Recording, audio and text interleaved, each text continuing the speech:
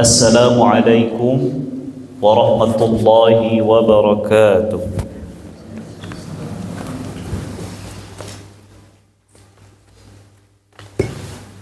Alhamdulillahil wahidil qahhar al-azizil ghaffar mukawwiril laili 'alan nahar tadhkiratan li ulil qulubi wal absar. Ashhadu an la ilaha illallah wahdahu la sharika lah wa ashhadu anna Muhammadan 'abduhu wa rasuluh. Allahumma salli wa sallim ala sayyidina wa syafi'ina wa maulana Muhammad wa ala alihi wa ashabihi wa man tabi'ahum bi ihsanin ila yaumiddin, amma ba'du. Allahumma bika asbahna wa bika amsayna wa bika nahya wa bika namutu wa ilayka nushur. Asbahna ala fitratil Islam wa ala kalimatil ikhlas wa ala dini nabiyyina Muhammadin sallallahu alaihi wasallam wa ala millati abina Ibrahim hanifan musliman wa ma kana minal musyrikin. Allahumma anfa'na bima 'allamtana wa 'allimna ma yanfa'una wa zidna 'ilma. Amin ya rabbal alamin. Kaum muslimin wal muslimat, hadirin wal hadirat, bapak-bapak dan ibu-ibu, jamaah salat subuh rahimani wa rahimakumullah. Kita lanjutkan kajian dari kitab Riyadhus Shalihin yang ditulis oleh Al-Imam Muhyiddin Abu Zakaria Yahya ibn Sharaf An-Nawawi, yang lebih dikenal dengan Imam An-Nawawi, yang wafat pada tahun 676 Hijriah. Bab yang ke-134, bab dianjurkannya mengulangi salam kepada orang yang ditemui berulang-ulang di jeda waktu yang sebentar. Bisa jadi dia masuk ke suatu tempat, kemudian dia keluar seketika itu juga, atau ada yang menghalangi mereka berdua seperti pohon dan yang lainnya. Imam An-Nawawi mendasarkan temaku kepada dua buah hadis. Yang pertama, Bismillahirrahmanirrahim, an Abi Hurairah radhiyallahu anhu, fi hadithil musii salatuhu, أنه جاء فصلى ثم جاء إلى النبي صلى الله عليه وسلم فسلم عليه فرد عليه السلام فقال ارجع فصل فإنك لم تصل.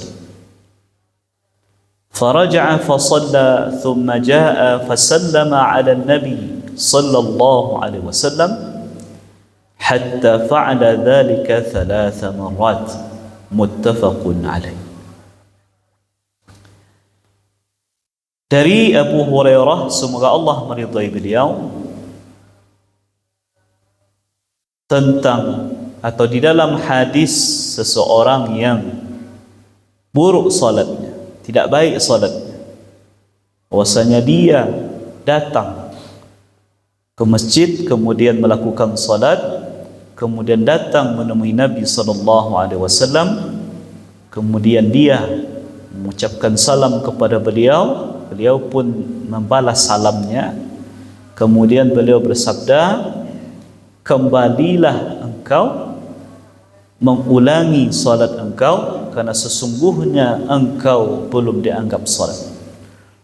Maka dia kembali untuk mengulangi salatnya, kemudian dia datang lagi mengucapkan salam kepada Nabi sallallahu alaihi wasallam sampai dia melakukan itu 3 kali. Hadis sahih disepakati kesahihannya oleh Al-Imam Al-Bukhari dan Imam Muslim.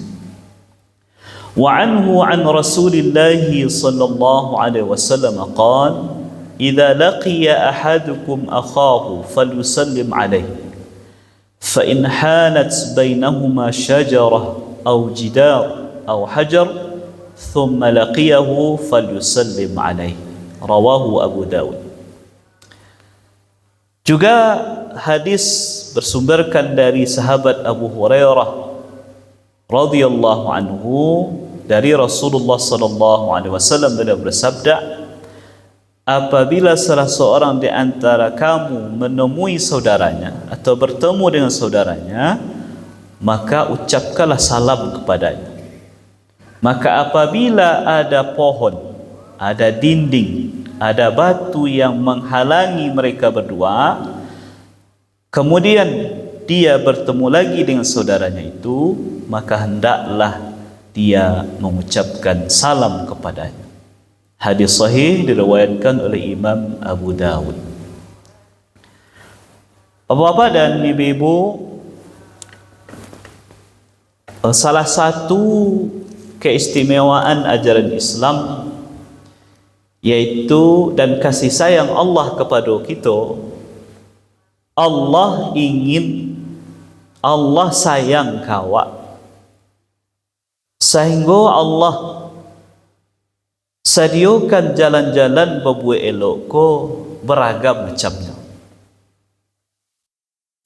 Pakai cik orang awak tidak satu jalan ke surga, banyak jalannya.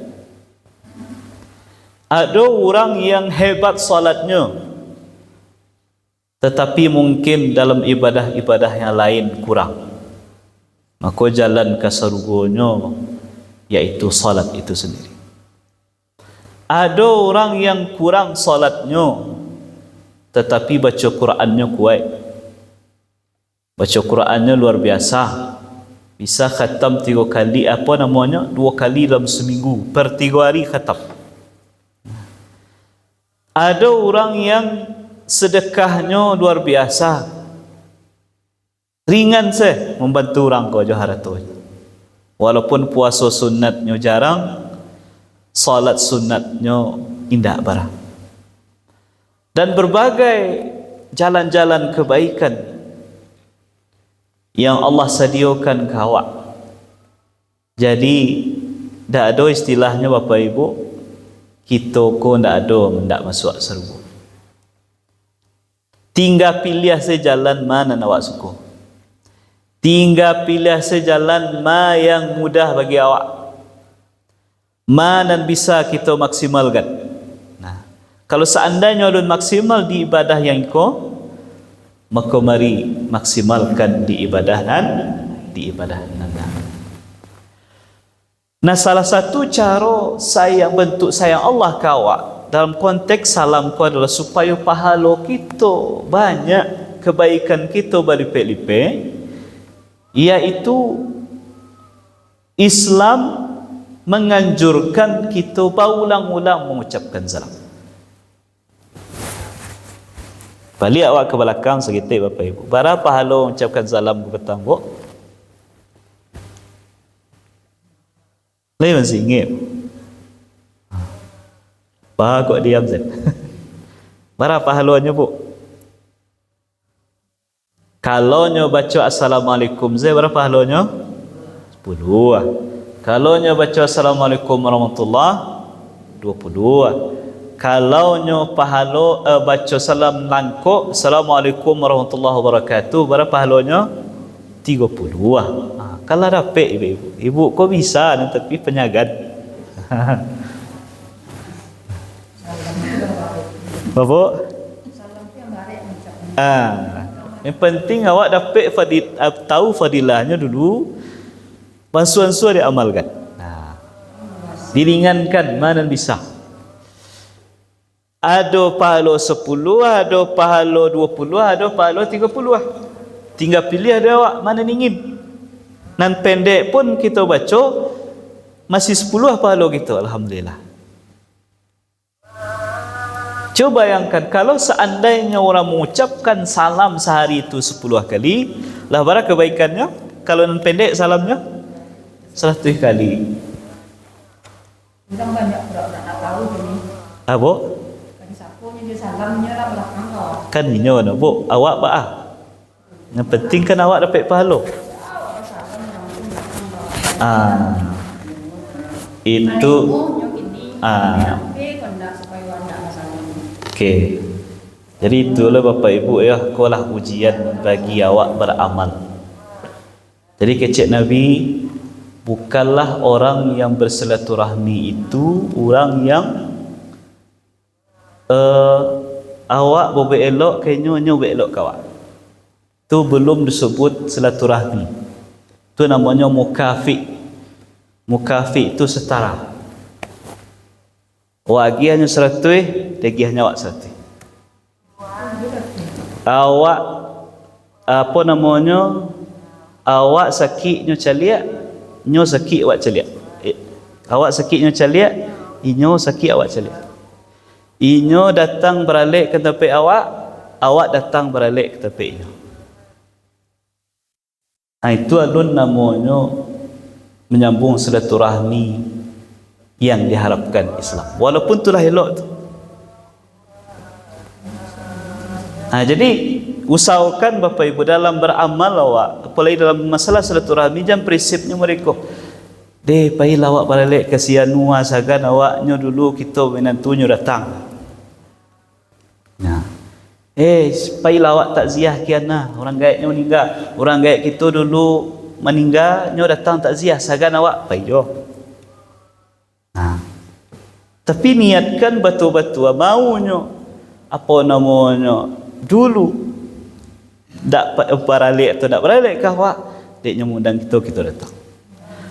Maunya ada bertakziah ke tempat kita ketika kita berduka atau tidak, nan jalehnya sedang berduka ada pahala untuk kita usahakan untuk baik takziah. Baru itu luar biasa. Walaupun kau tak bisa dikatakan ringan. Termasuk salam tadi Bapak Ibu, yang jaleh mengucapkan salam hukumnya sunnah. Kok ada orang yang acuase indaknya pedulikan salam sapu awak, berarti inyolah yang kau menanggung dosa. Jadi jangan terlalu dipedulikan hal yang mudah itu. Jadi Bapak Ibu mau ulang-ulang salam. Walaupun dipisahkan oleh waktu sejenak saja. Kawak je kawan awak kah? Bersobok, kemudian berpisah sebentar.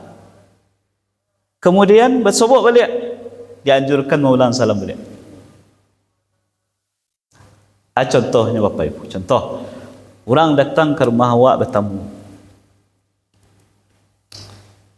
Ketika bertamu tu masuknya ke rumah awak kan dia baca salam.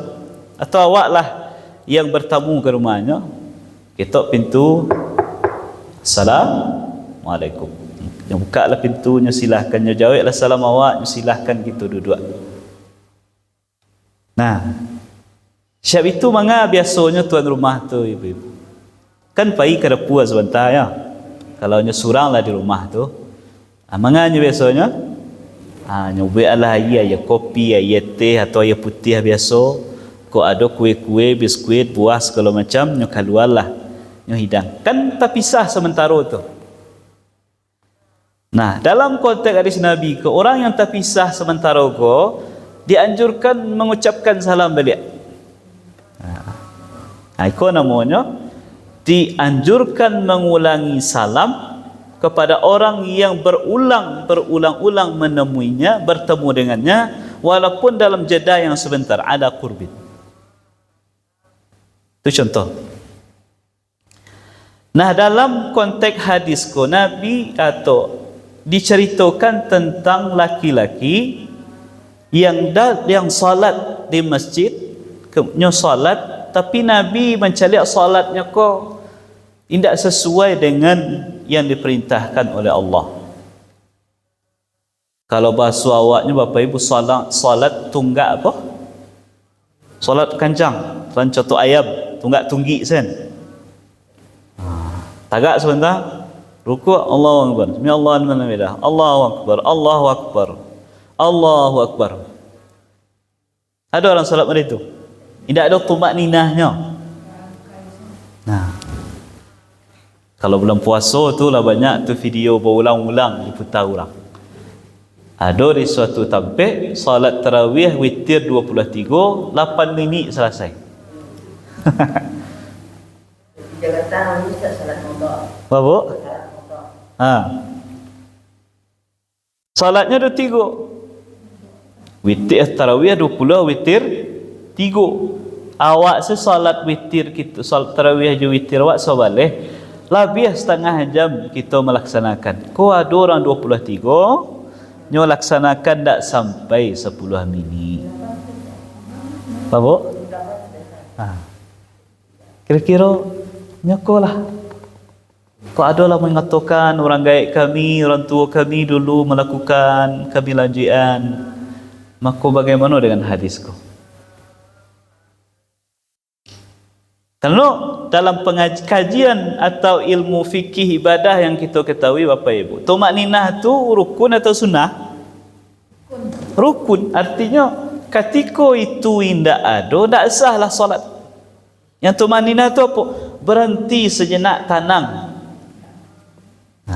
Ketika ruku' Allahu Akbar, tenang, baru sami Allahu liman hamidah. Lah terposisi yang anggota tubuh itu sempurna balik. Bacaannya sunnah. Membaca Subhana Rabbil Azim wa bihamdi itu sunnah.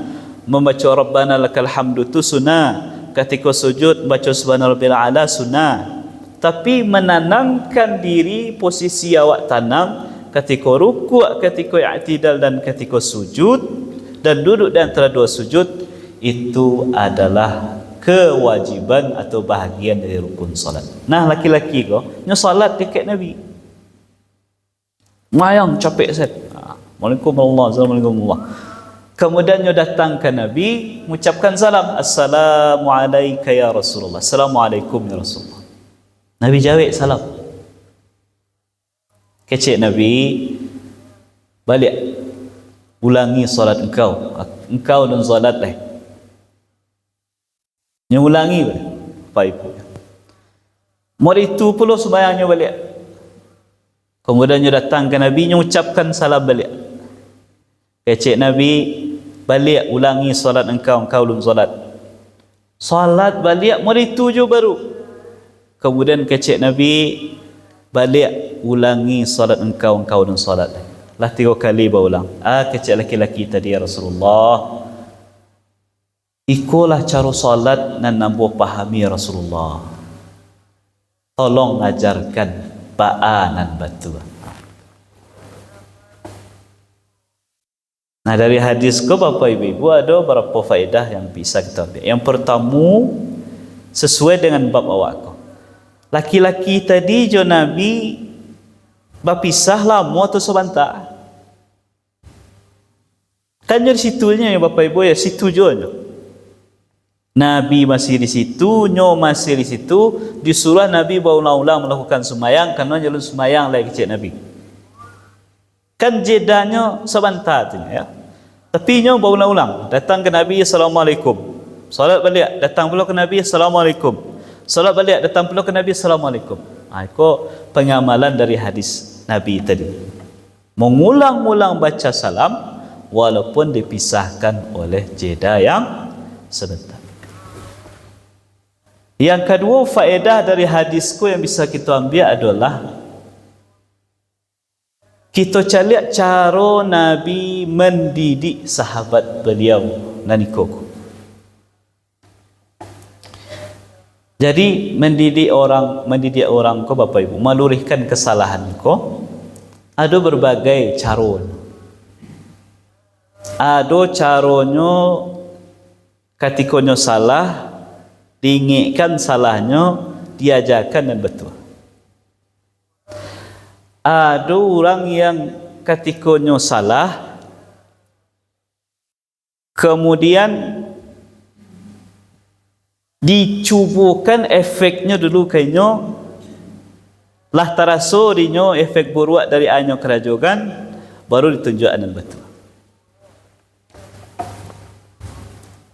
Contohnya Bapak Ibu, nah ada anak-anak yang penasaran rokok.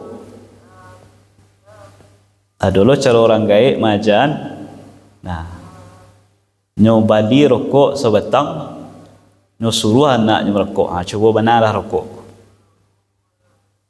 Kironyo ketika diisok lah oleh anak tadi rokok tadi batuk-batuk. Kecek si orang gaek ko lah terasuk. Rasa rokok tak lama doh ya. Bawanya batuk-batuk. Itulah. Jadi cuba je bisa-bisa nak. Itu cara maja. Dirasuan dulu efeknya kayaknya seruan zuang baru ditunjukkan betul. Ada orang macam itu. Baik. Nah cara Nabi kok unik pula caranya Bapak Ibu. Beliau tidak langsung ajarkan sekali salah langsung pelu anda. Disuruh berulang-ulang. Ketika disuruh berulang-ulang timbul perasaan penasaran dari laki-laki itu. Pak Nabi menyuruh berulang-ulang. Oh berarti salat amboko salah. Datangnya ke Nabi, tolong ngajarkan ambo ya Rasulullah. Bapak Ibu, ketika seseorang lah mengatakan tolong ajarkan ambo, berarti lah terbuka hatinya menerima ilmu dan petunjuk. Makanya orang yang datang pengajian, mau di soraan, mau dia undangan, mau tidak, nyo datang surang, pasti berbeda manfaatkan dirinya Bapak Ibu bandingkan orang baru datang ketika ada soraan berkali-kali, ketika dia undangan ke rumahnya. Sambil ambil-ambil nanti ada door prize kalau nan hadir. Beda nak bu? Ibu-ibu jawab kami datang kau, tak ada undang-undang dah. Tapi lah tahu kau jadual kajian awak tiap subuh. Atau ada kajian malam tiap Selasa malam. Kau ustaz-ustaznya. Nah orang yang datang mau ada undangan, mau ada hadiah segala macam, nyo tetap datang. Pasti beda manfaat dan daya serap ilmu ke dirinya dibandingkan orang yang datang dek kerana basoraan, dek kerana dapat undangan, atau dek kerana diiming-imingi dapat hadiah segala macam. Ketika orang kadang lah membuka hati. Jadi bapak-bapak dan ibu-ibu, mari kita luruskan niat awak mengaji. Makanya kok ada orang jauh-jauh amuahnya pergi mengaji. Terdengar ada pengajian di Masjid Raya, ustaznya itu painya. Ketika ada pengajian di misalnya di Jambu Air, Masjid Al-Falah, painya. Ada acara pengajian majlis ta'lim di masjid itu, walaupun jauh mengeluarkan ongkos, painya. Biasanya yang seperti itu lebih terasa manfaat ilmu tu ke dirinya. Tapi ada orang yang lah datang bana ustaz ke tempatnya. Lah datang bana lah diundang mana jauh-jauh. Ini duduk jauh, tapi keceknya Bapak Ibu. Adolor prinsip orang PDI. Itu PDI. Pado indak. Pado indak. Pado indak mangambo panik ambo pulangnya dari maghrib ke isya ko. Panik ambo pulang pado indak duduk je lah ambo mendengar pengajian. Aku pado indak. Makanya orang pado indak ko lebih banyak kepalanya menakua daripada tagak, lebih banyak angguaknya daripada gelengnya.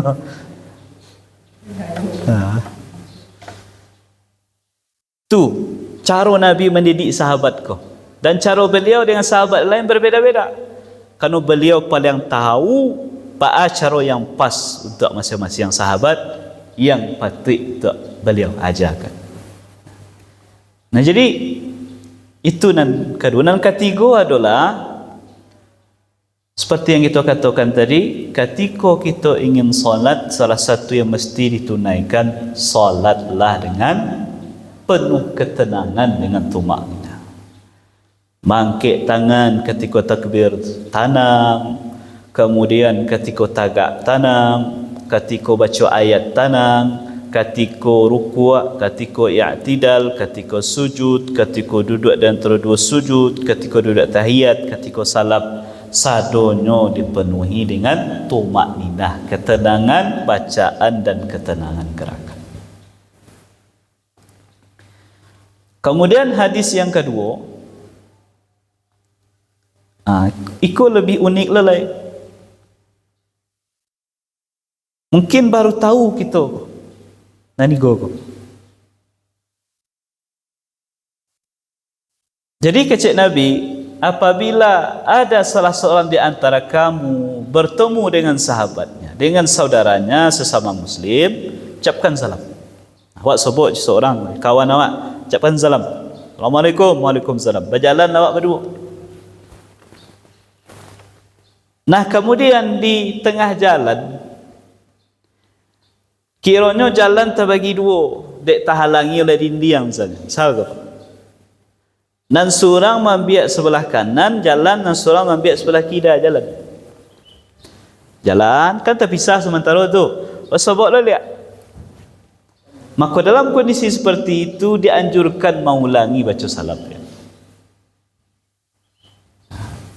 Itu mana Islam menganjurkan awak mengulang-ulangi baca salam.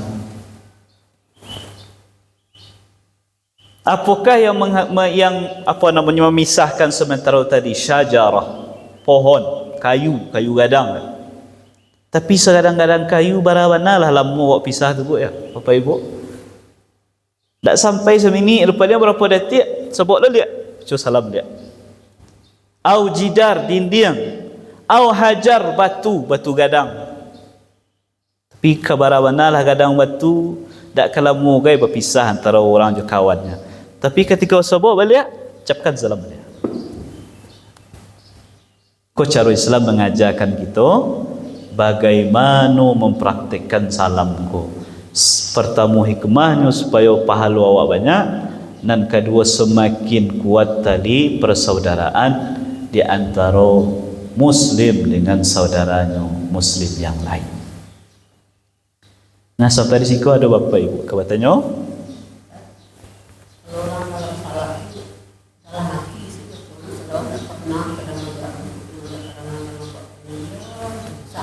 Bu, kalau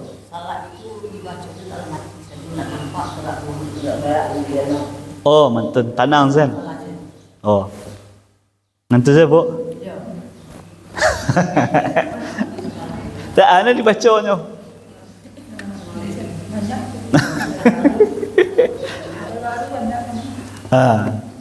Itulah sebuah kekeliruan yang mesti luruskan. Membaca buku awak, dia baca dalam hati. Kau ambil mencik buku, baca kitab. Sebentar, selesai sehalaman. Kamar itu. Bacanya selesai, ilmunya terserap di kepala. Tapi membaca Al-Quran dan bacaan-bacaan solat mesti terpenuhi dua syarat.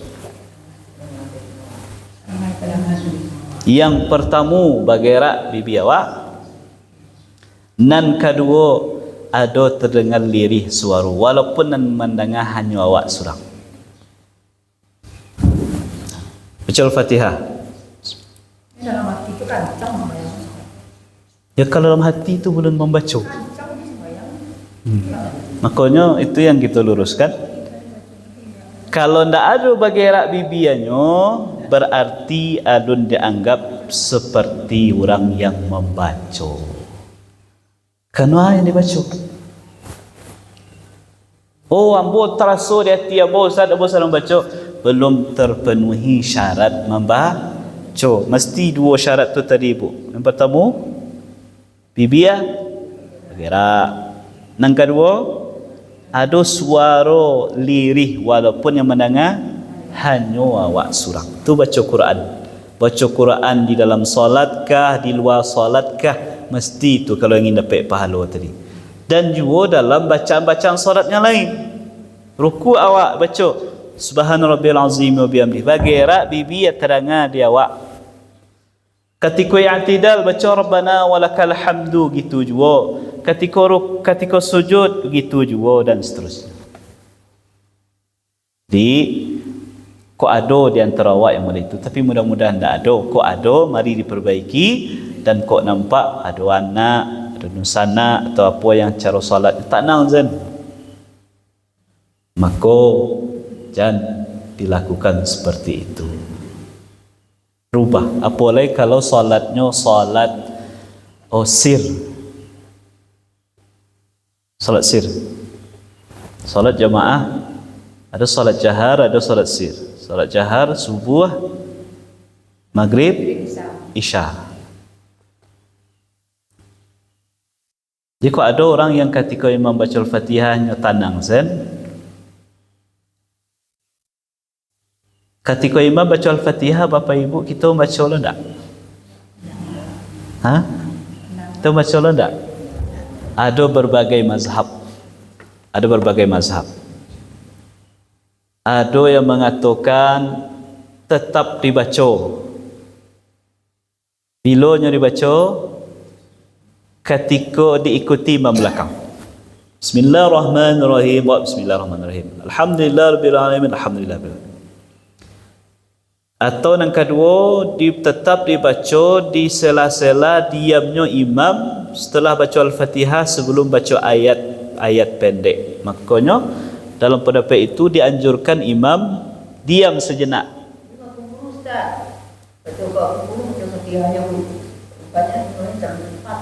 Ya.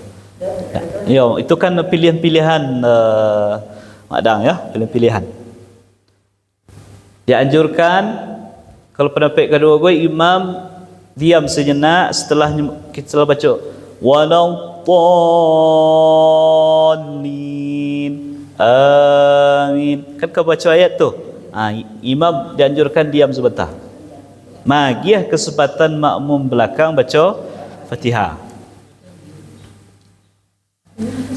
Nan ketiga, ada juga yang mengatakan ketika imam dalam solat jaharlah membaca, indak ada kewajiban awak membaca lagi. Tugas awak mendengarkan.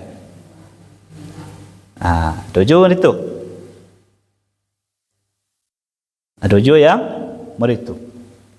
Dalam solat jahar, dalam solat subuh yang 2 rakaat, dalam solat maghrib 2 rakaat pertama, dalam solat isya 2 rakaat pertama. Kalau lah imam yang membaca Al-Fatihah, maka kalaupun makmum tak membacanya mendengarkan, berartilah tertunaikan kewajiban baca Al-Fatihah. Tetapi dalam solat yang sirriyah, yang sir, zuhur yang 4 rakaat, asar 4 rakaat, kemudian maghrib 1 rakaat yang terakhir, isya 2 rakaat yang terakhir, imam membaca, makmum wajib baca. Jadi jangan sampai tidak dibaca dulu. Ketika bacaan sir tadi ya, dengan berbagai versi pendapat yang kita sampaikan tadi. Kembali kepada pertanyaan Madam tadi, ya syaratnya 2 tadi. Bibir bergerak, ada suara lirih terdengar di awal. Dalam solat sir itu makhrajnya itu harus dijalani juga. Harus. Ya, walaupun ritme kancang bacaan agak dikancangkan, boleh saja. Bismillahirrahmanirrahim. Alhamdulillahirabbil alamin arrahmanirrahim maliki yaumiddin. Boleh ya, data aslinya boleh ya. Tapi panjang pendeknya tetap perhatikan dalam salat.